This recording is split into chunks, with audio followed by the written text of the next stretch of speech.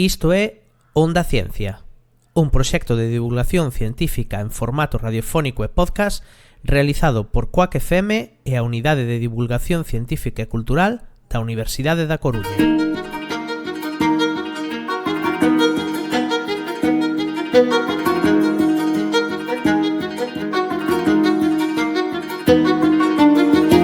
O fenómeno queer é un termo amplo que se refire a identidades, orientacións e expresións de xénero que non encaixan en categorías tradicionais ou normativas.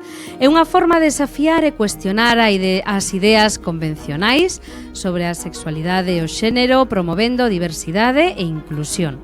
Sen embargo, a cuestión da queeridade abórdase de maneira pouco precisa nos medios, sendo obxeto de confrontación política ou persecución por parte de algunhas faccións da sociedade que se opoñen ao recoñecemento de certas expresións ou identidades que desafían as súas crenzas.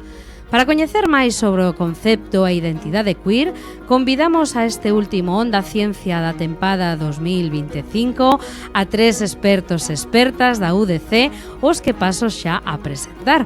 En primeiro lugar, acompáñanos Pedro Ángel Bogo López, que é educador social, formador, experto en diversidade e inclusión e técnico da Oficina de Atención á Diversidade da UDC. Benvido, Pedro. Moitas grazas. Tamén nos acompaña René de Palma Húngaro, profesora na Facultade de Ciencias de Educación da Universidade da Coruña, coordinadora do Grupo de Investigación ECIGAL, Educación para a Cidadanía Global, experta en pedagogía queer, ou polo menos especializada, como me comentaba antes, en pedagogía queer. Benvida tamén, René. Grazas. E en terceiro lugar, acompáñanos Ana María Amigo Ventureira, doutora en Educación pola UDC, experta en teoría queer. A súa tese de doutoramento versou sobre cisxénero, homofobia e transfobia, o papel das escolas como espazo para a reprodución de discursos discriminatorios. Benvida tamén, Ana. Gracias.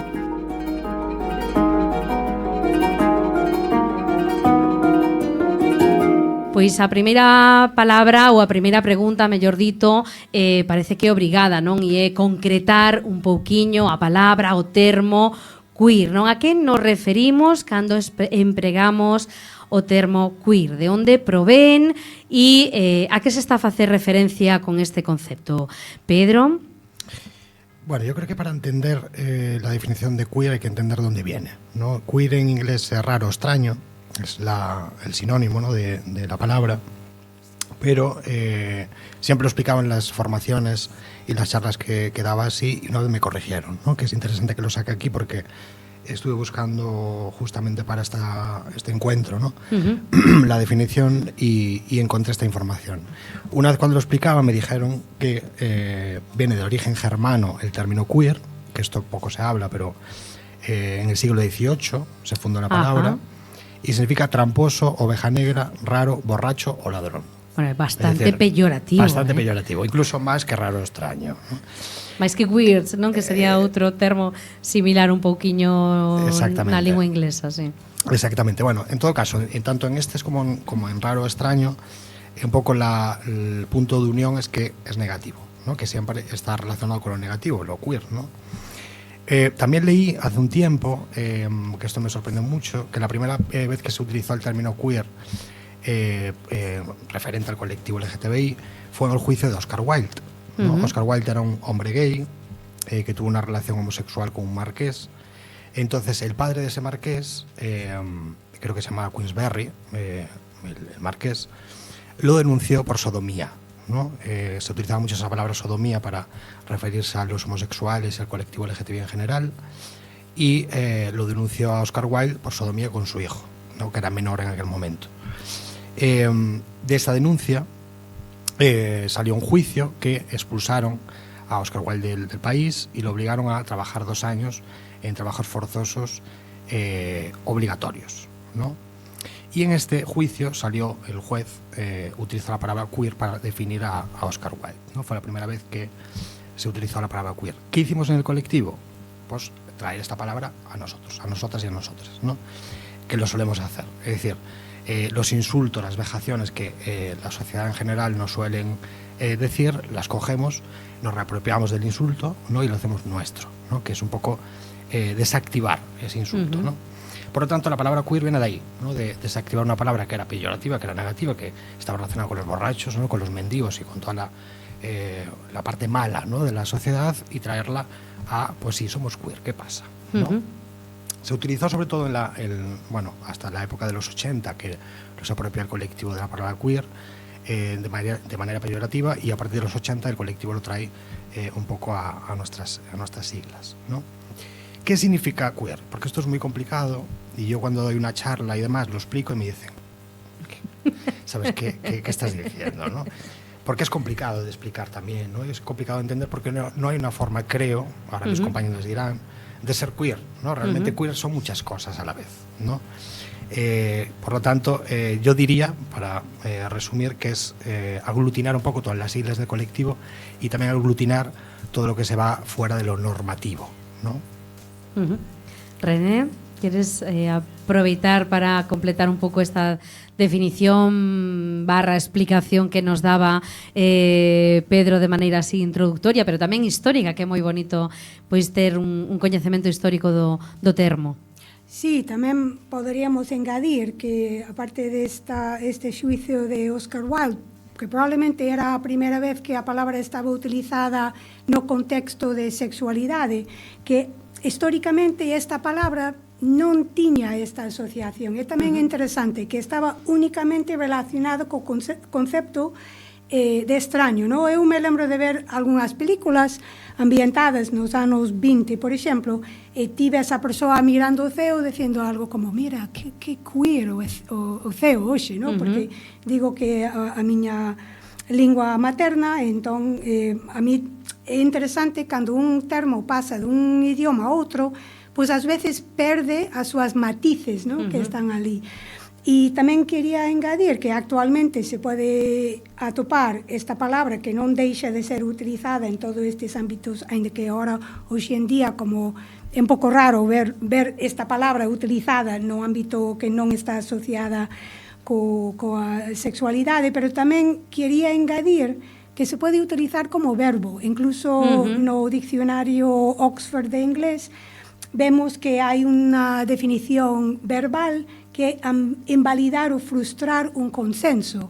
E isto para mí, aparte de unha maneira de describir negativamente ou en forma de reapropiación do termo por un colectivo en concreto como identidade para unha persoa, é tamén importante ter en conta que ten este sentido verbal, porque a pedagogía queer ven de isto.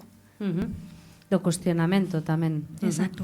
E é máis interesante pois xa non reapropiarse, non, dos conceptos que poden ser negativos ou peyorativos, senón tamén pois resignificar o propio concepto, como comenta René. Ana, ti publicaches varios traballos falando da teoría queer. Antes na nosa presentación pois falábamos de que incluso a túa tese de doutoramento tamén versou sobre estas cuestións e estas problemáticas. Podemos dicir que existe un novo paradigma ou unha ideoloxía diferente detrás do movemento queer? Para mí aí teníamos que empezar definindo con respecto a que falamos. Quero dicir, novo con respecto a que é diferente con respecto a que, porque se estamos a falar do universal, penso que é importante poñelo sobre a mesa, non? Fefa Vila ten unha frase sobre o queer que a mí me parece particularmente clara, non? Para todo difuso, confuso, insumiso, ambiguo, non sei, fluido, que pode ser o queer, non? Que queer é unha relación social que conflictúa as normas, todas as normas.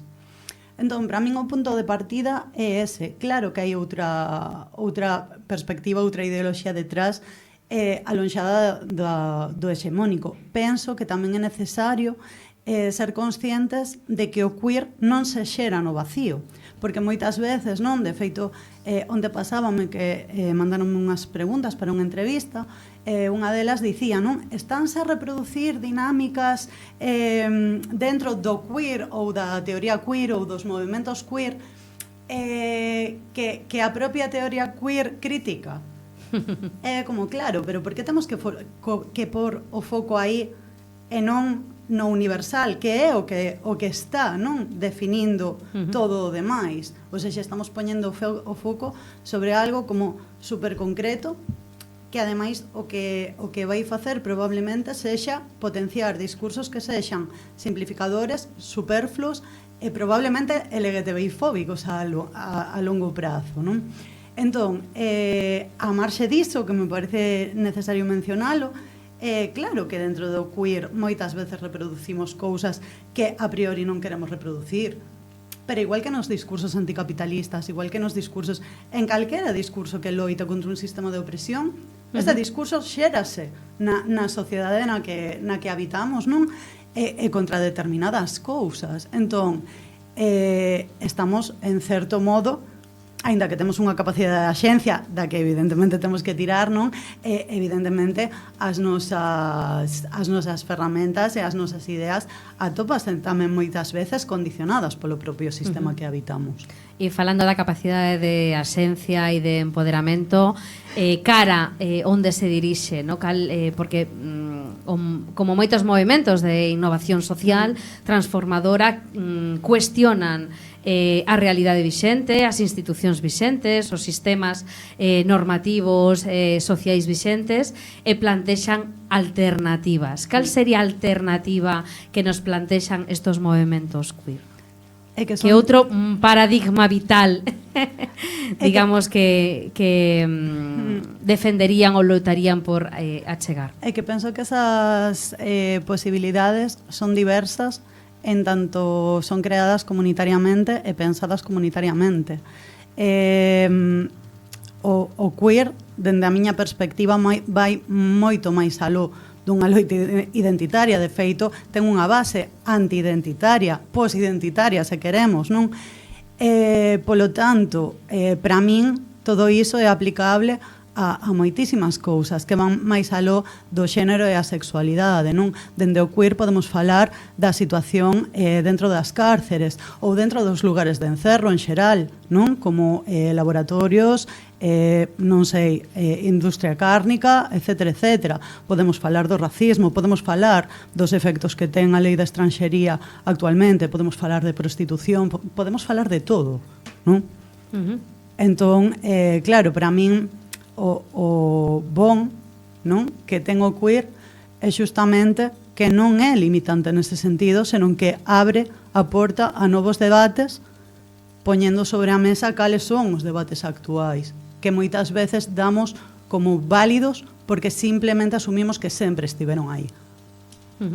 René, como experta en educación para a cidadanía global, especialista tamén en pedagogía queer, por que é importante traballar dende a educación as diferentes sexualidades?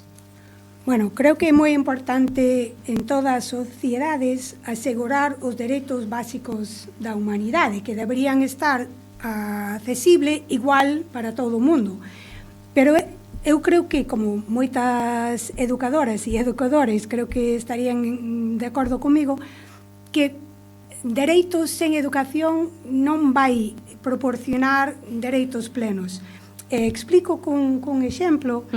Nas escolas prácticamente en todas as comunidades autónomas de España hai protocolos que en principio están ali para protexer os dereitos de persoas que non se encaixan dentro das expectativas de identidade de xénero, non? Ben, en este protocolo que temos aquí en Galicia hai, bueno, normalmente o que fai é, por exemplo, se hai unha nena ou un neno que nace ou está identificado cun xénero que non é a súa xénero que el ou ela, no, recoñece, pois hai normativas para recoñecer o nome que está acordado con esta persoa, vestimenta, aseos, etcétera, ¿no? Vale, eso está moi ben, non digo que eso está mal, o que digo é isto non é suficiente. Hai un apartado deste protocolo que fala de concienciación ou actos de concienciación, pero basicamente en caso de que haxa un caso, sabes? Iso onde eu creo que hai un problema, porque é como, se non hai un caso dunha persoa trans ou algo así que recoñeciblemente, ¿no?, que se pode activar este protocolo, posiblemente ninguén vai recibir unha educación plena e completa con respecto á diversidade de sexualidade e identidade de xénero que debería recibir. E así creo que onde dende a educación temos que entrar máis profundamente no tema, porque se unha persoa non recibe unha educación completa, que vai pasar? Que por moito que pode recoñecer oficialmente o seu nome na escola, vai ver persoas, ¿no?, que vai lle dar problemas. ¿No? Entón, creo que a educación para as persoas que por algunha razón as súas experiencias non coinciden coas nosas expectativas de como debería ser home, muller, tal cual, pero tamén para o resto da sociedade, porque temos que educar a todo o mundo para que as experiencias son iguais para todo o mundo. E tamén os dereitos, non? A hora de ser capaz pois de reivindicar, ¿no?, o seu dereito a un tratamento en maneira igualitaria que o resto dos nenos e nenas. As persoas teñen que saber cales son os dereitos e que unha persoa ten o dereito independente. O problema non é dentro desta persoa, o problema é que esta persoa ten que reclamar os seus dereitos que debería ter. E ademais, todo o mundo ten que entender cales son as posibilidades, ¿no?, para non restringir as posibilidades dos seus pares. Pedro, como técnico da Oficina de Atención á Diversidade da UDC, xa cambiamos un pouquiño o terzo, pasamos do que é a educación obrigatoria á educación superior universitaria, pero na nosa universidade, na UDC, tamén hai unha Oficina de Atención á Diversidade. Por que precisa esta a Oficina de Atención á Diversidade da UDC e tamén pois cales son as funcións, as problemáticas que se atende, é dicir, os servizos que presta esta oficina e que, bueno, pues gestionades dende a oficina?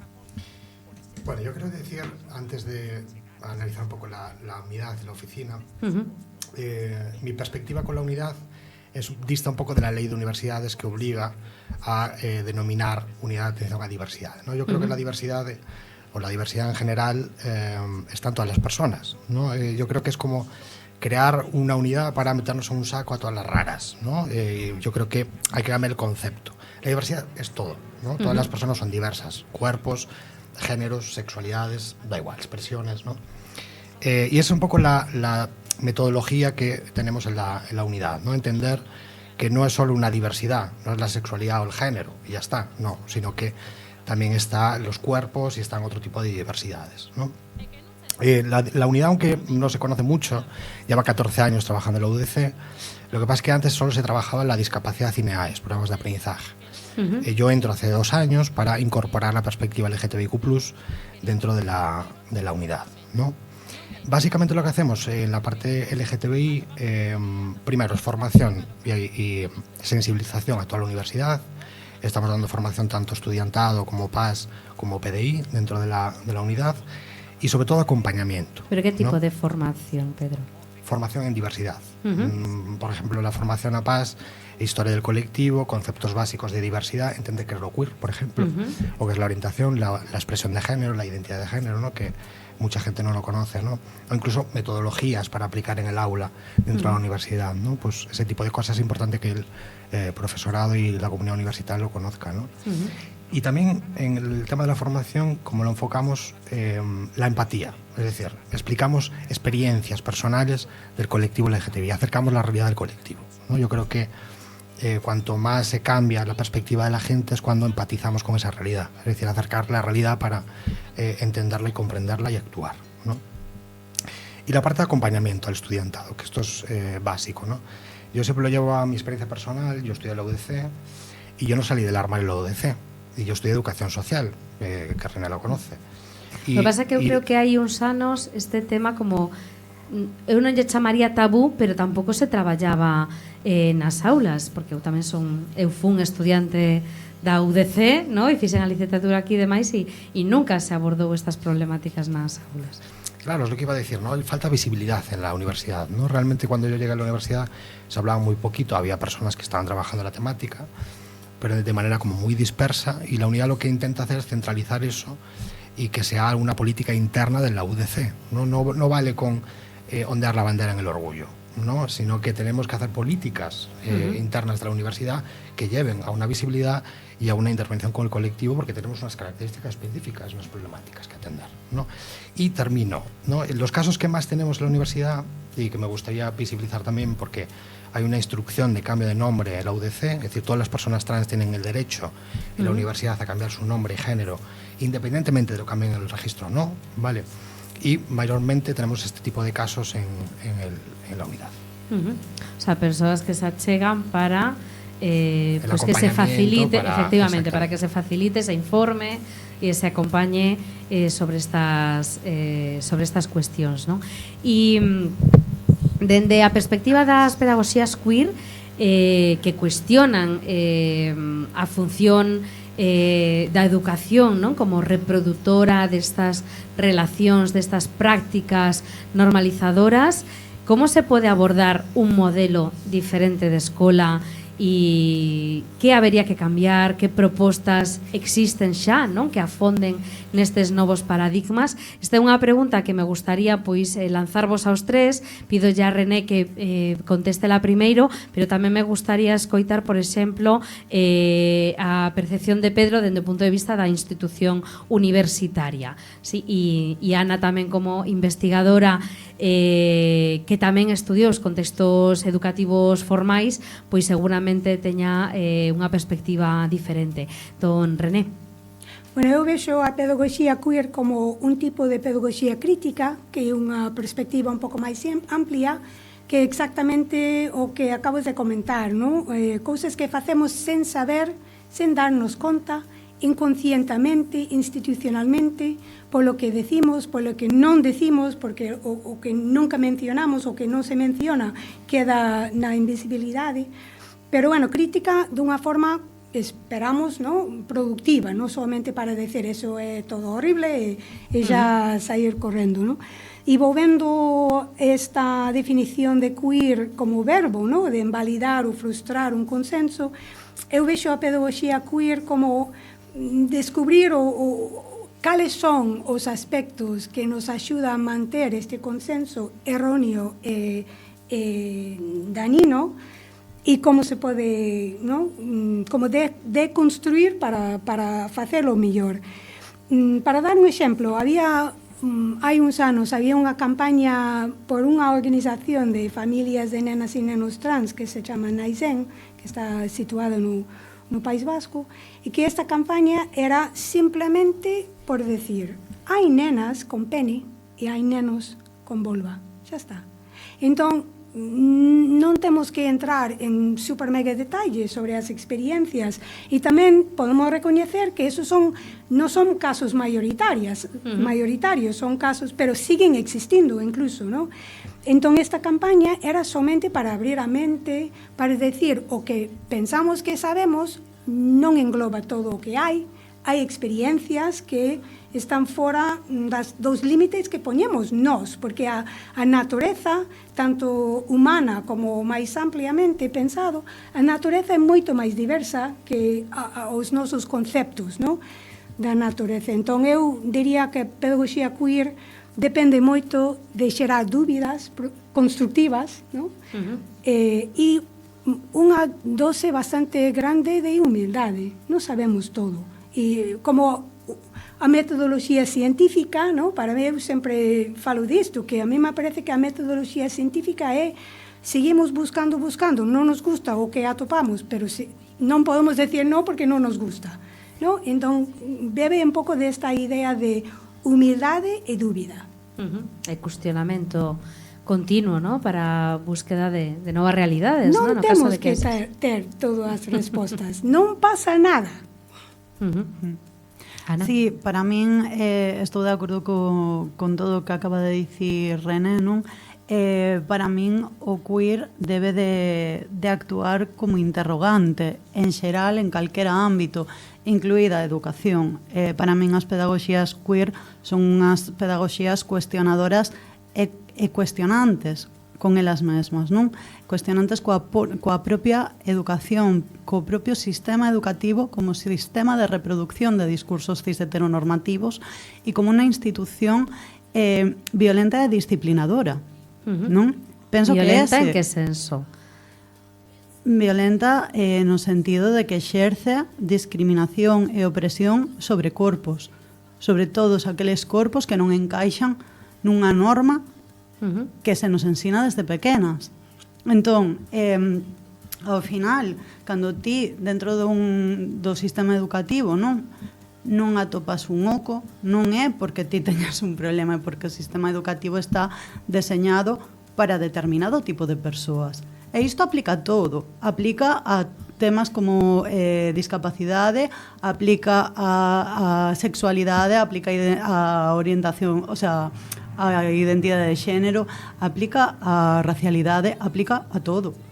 Temos un sistema educativo que é profundamente deficitario e profundamente criticable. Entón, para min o punto é partir de aí. E a partir de aí, tratar de xerar diferentes contextos que axuden a xente a participar de entornos educativos sen sufrir, ou polo menos sufrindo o menos posible, este tipo de consecuencias, non?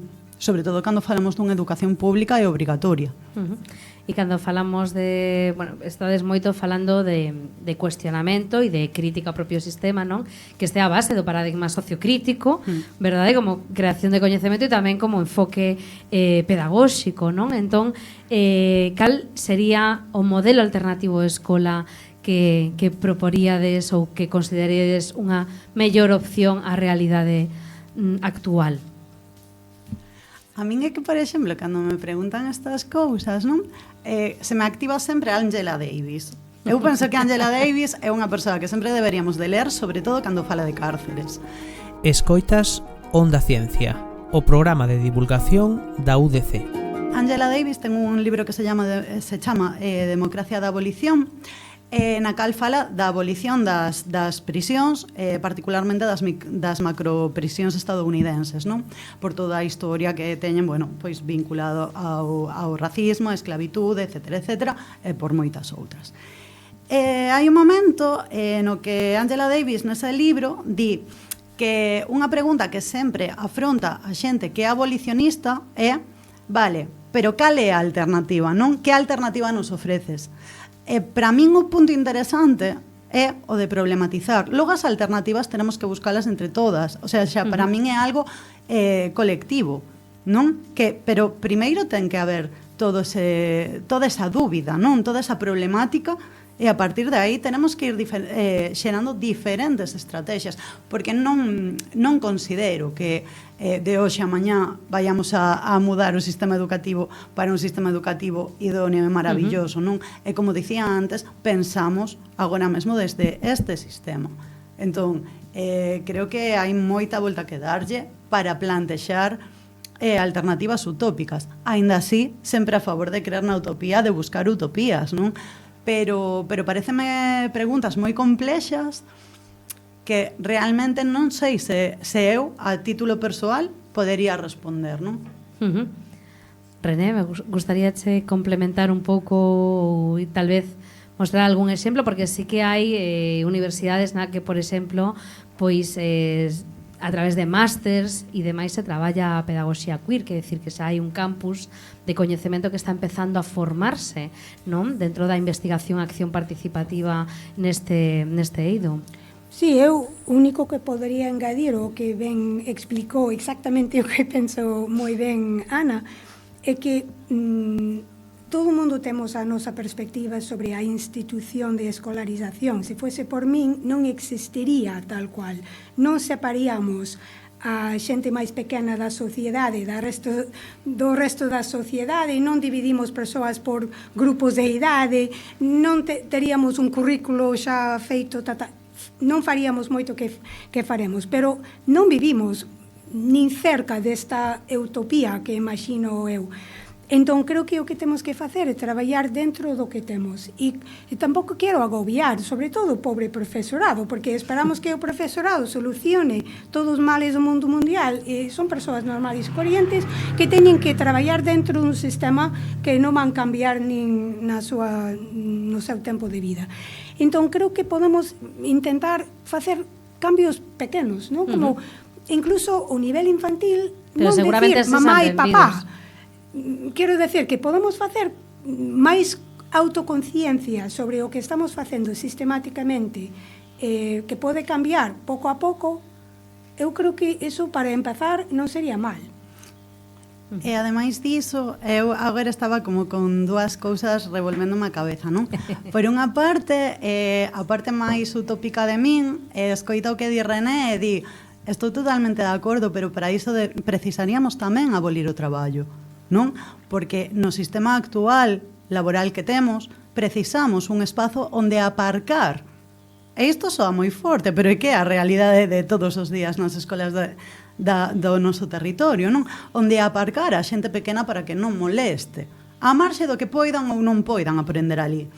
Entón, por unha parte, totalmente de acordo co que dis, pero iso debería de... teríamos que vinculalo a outras formas de revolución social que pasan necesariamente pola evolución do traballo, non? E por outra parte, pois como para non quedarnos só na utopía de abolir o traballo, que está moi ben, pero igual só así como un pouco non é para mañá, non é para mañá. Claro. Ti pedías como experiencias concretas. A min pareceme espectacular o traballo que están facendo no máster Mueca. É un máster de a ver se me acordo do nome completo, que eu o cursei, pero son moi mala para estas cousas. Representacións artísticas e culturais dende unha perspectiva feminista e queer. Todo o diseño educativo dese máster, para ser un máster iso, nunha universidade pública,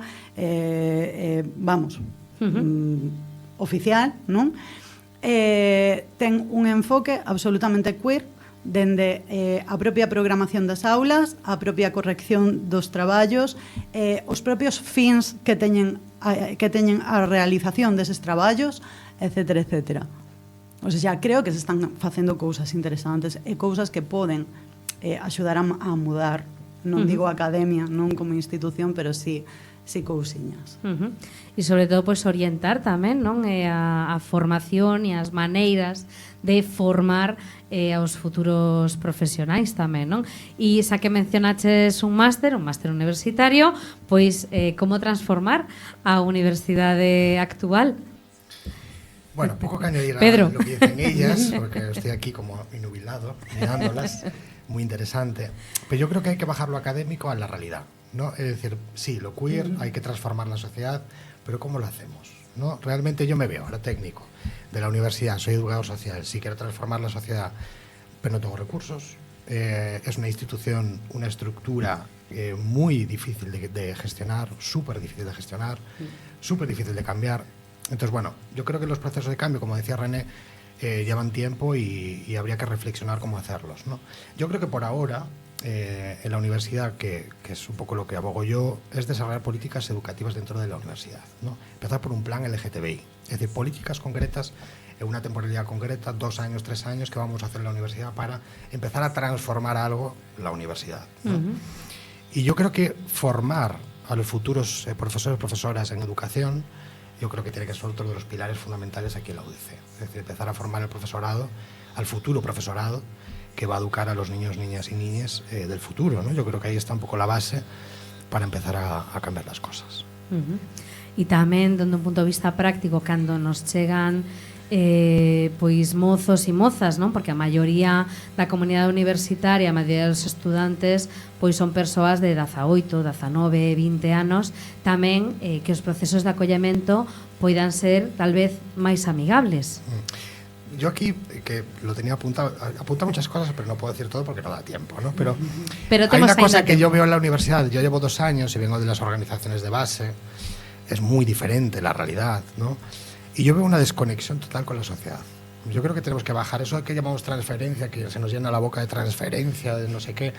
No hay transferencia. Es decir, vienen los chavales aquí y están súper desconectados porque realmente no ven la conexión de la universidad con la sociedad, ¿no? Y yo creo que tenemos que reflexionar eso. Yo creo que una parte del problema de que la gente no participe, de que el estudiantado no participe en las actividades que hacemos es la desconexión de la universidad con la sociedad en general y con una juventud que ya está totalmente descuadrada a lo que nosotros estamos abogando, ¿no? Yo hago una charla, por ejemplo, de 2 horas y no viene nadie, ¿no? ¿Por qué? Porque el formato no les interesa, ¿no? Entonces yo creo que hay que reflexionar en un cambio de paradigma en la universidad.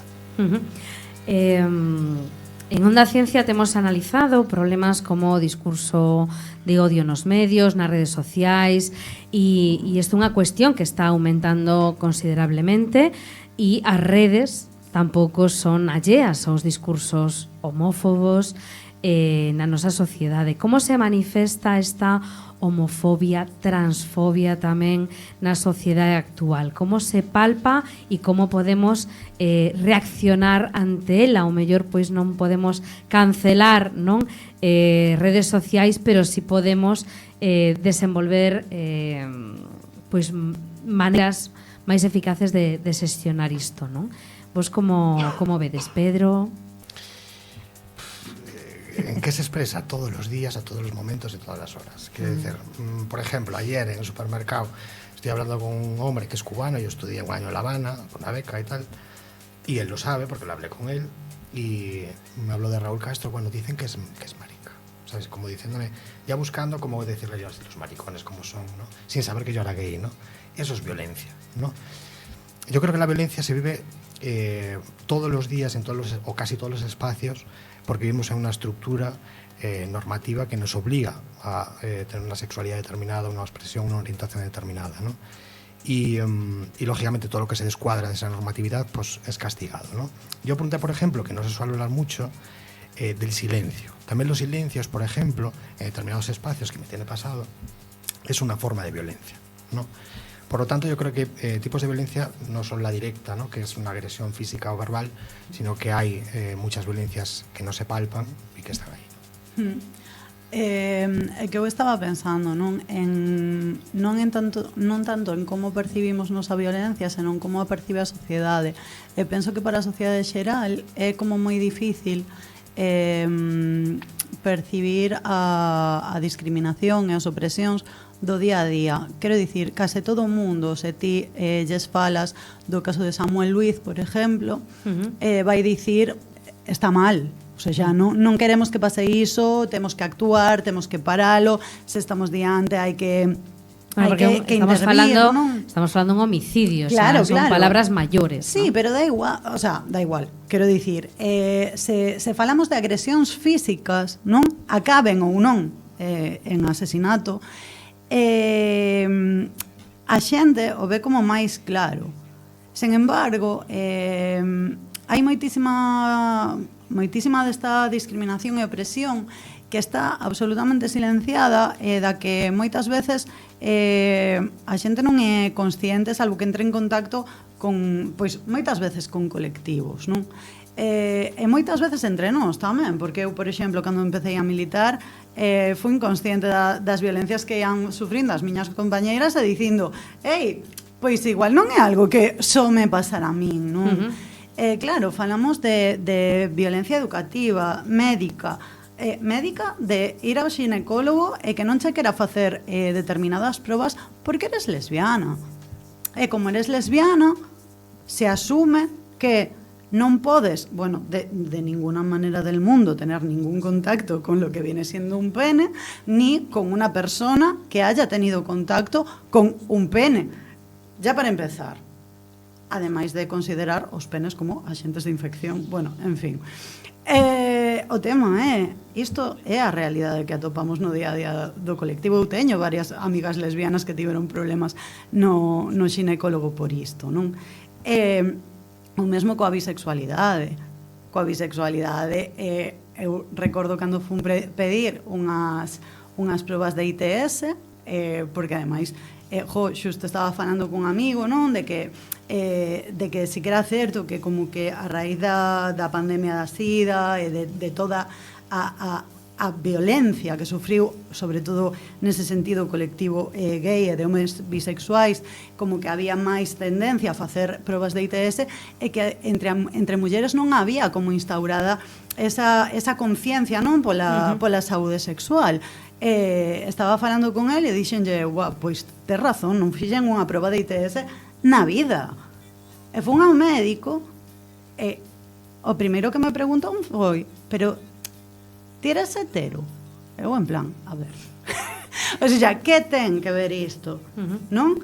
E asúmese que como son bisexual, teño unha vida sexual, bueno, apaixonante, con un montón de gente todos os días a todas horas, que moi ben se alguén é bisexual e a ten, o sea, é fantástico tamén, o sea, defendemos todo, e sobre todo aquelo que molesta, non?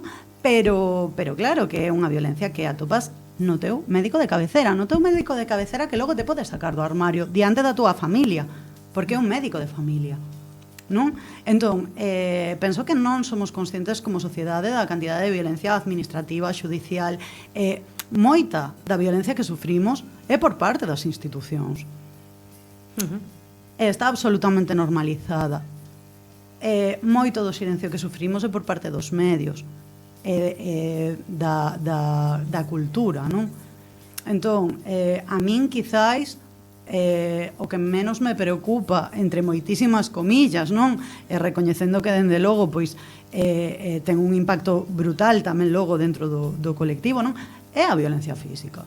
Quero dicir, hai violencia física porque hai un sistema que ampara esa violencia igual que moitas outras. E as moitas outras non se están vendo por parte da sociedade xeral. Pedro? Sí, yo quería añadir solo la parte que hablaba yo de silencio. La violencia más cruel que creo que se hace es no hablar de nuestra realidad. Es decir, yo salí del armario con 24 años porque no se habló de mi realidad donde se tenía que hablar, que era en una escuela, ¿no? Entonces ya empezando por ahí. Entonces ese tipo de violencia no se habla. Es decir, esto se hace, no se habla de nuestra realidad. Encima nos dicen que adoctrinamos, ¿no? Es decir, al revés no. ¿Sabes? Yo no tuve el derecho de vivir, ¿sabes?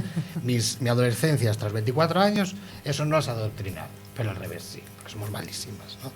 Es esto, ¿no? Entonces yo creo que lo más cruel es empezar a hablar de nuestra realidad, donde se tiene que hablar, en las escuelas, en la universidad, visibilizar, para que un niño, una niña, un niño se desarrolle con total libertad, que solo se basa en eso. E sobre todo tendo en conta, non, que estamos falando, neste caso entendo, dunha educación pública. Se falamos dunha educación pública, falamos dunha rapazada que ten dereito a coñecer e, polo tanto, a cuestionarse e, polo tanto, a ter posibilidades independientemente de como sexa a súa casa. Bueno, non falamos só de educación pública, falamos de educación en xeral, pública, pero privada, concertada, sí, religiosa. Grande, ¿no? Porque es una institución pública, ¿no? Sí. Es como, a ver, si no lo haces tú, Cari, no sabes. Sí, René. Bueno, eu quería afinar un pouco tamén sobre este concepto de silencio, porque tampouco queremos dar a idea de que, bueno, engadimos contenido, quero decir, ¿no? Contido. Sí. No, a idea é que hai silencios que se produce dando a impresión de que reducir a realidade a unha realidade reduccionista. Para dar un exemplo, ¿no? Si cando, bueno, en España creo que hai moi pouca educación sexual, que me parece un problema para empezar, pero cando hai educación sexual, que é como meter un condón a un plátano ou algo así, entendes? Que é moi reduccionista, ¿no? Digo iso porque teño alumnado que está facendo traballos agora entrevistando persoas que son relativamente novas e se teñen educación sexual, eu alucinei, porque pensei que, bueno, avanzamos, pero parece que non, ¿no? Entón, o problema é que estamos dando unha educación sexual, chamando educación sexual unha cosa que só engloba unha parte do que é o sexual. Entón, eso me parece que é moi dañosa, porque estás dando a impresión falsa de que a realidade que ti vendes como realidade non engloba todo, eso é o problema, non? E con respecto ás violencias, eu creo que non é moi productivo dividir entre violencias importantes como asesino e outras violencias. Por que? Porque a primeira cosa que tens que facer para que ti podes facer a violencia máis violento, ¿no? Que sería matar a unha persoa, tens que chegar ali. non chega dende cero a matar a unha persoa, non? Primeiro temos que ter É un procesos de proceso. silencio, procesos de invisibilización, procesos de deshumanización. Todos estes procesos son pasos cara a.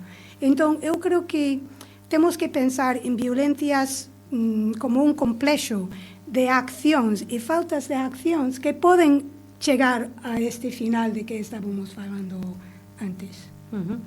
E tamén é unha cuestión... sí, Pedro. Sí, añadiría solo una cosa, porque hay un proceso que está pasando ahora que me llevo fijando unos años, que es como robarnos la simbología, ¿no? Por ejemplo, el año pasado, no sé si visteis la cartelería del orgullo del Ayuntamiento de Madrid, que fue insultante, no, lo siguiente, ¿no? Pero aparte, ¿Por qué? Hombre, aparecía un tacón. Contextualízanos a Es decir, todos. ponía Orgullo 2024, un tacón, Tacones lejanos. un condón, que aparecía más, un coñac o algo así. Bueno, una cosa que era delirante, ¿no? Ecores así, aleatorias, como pompones. como no de Sevilla de este ano, que Es colleron lo que tamén. todos por igual. ¿Cómo que todos por igual? Y aparte, no está nuestra bandera, no aparecen las siglas LGTBIQ+. Ojo con esto, ¿sabes? Es decir, yo creo que robar la simbología o taparla también es una forma de violencia que, ojo, que nos puede llevar a la desaparición como colectivo, o el intento de desaparición como colectivo, ¿no? Y tenemos que estar alerta en este sentido. Yo creo que ahora mismo la violencia más potente que viene de las instituciones públicas viene por ahí porque es una estrategia, ¿no? Muy bien pensada para eliminar esa parte de colectivo, de unidad, ¿no? Bueno, dentro das manifestacións que hai, e unha maneira tamén de reivindicar, non? O movemento, os movementos, o colectivo, están as redes sociais, non? E as redes sociais teñen unha capacidade de impacto e de chegar á cidadanía abrumadora, pero por outro lado tamén teñen unha vertente ou un lado máis escuro, podemos decirlle, non? Máis contradictorio, que tamén creo que o movemento ten reflexionado, non? Sobre cal é o papel e o posicionamento que deben ter dentro das propias redes sociais. Ana?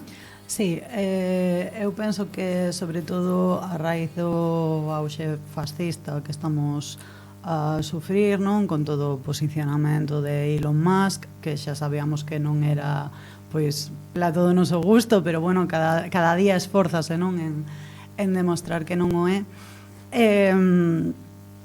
Houbo evidentemente moitísima crítica nos sectores, non vou falar de movemento queer, pero sí nos sectores do activismo LGBT houve moitísima crítica a esa rede social concreta e a outras de Meta, evidentemente, non? Claro, para min hai unha moi pequena diferencia, non? Cando vemos que Twitter é unha rede social particularmente violenta, porque o seu algoritmo funciona de xeito que esa violencia vai como increcendo, non?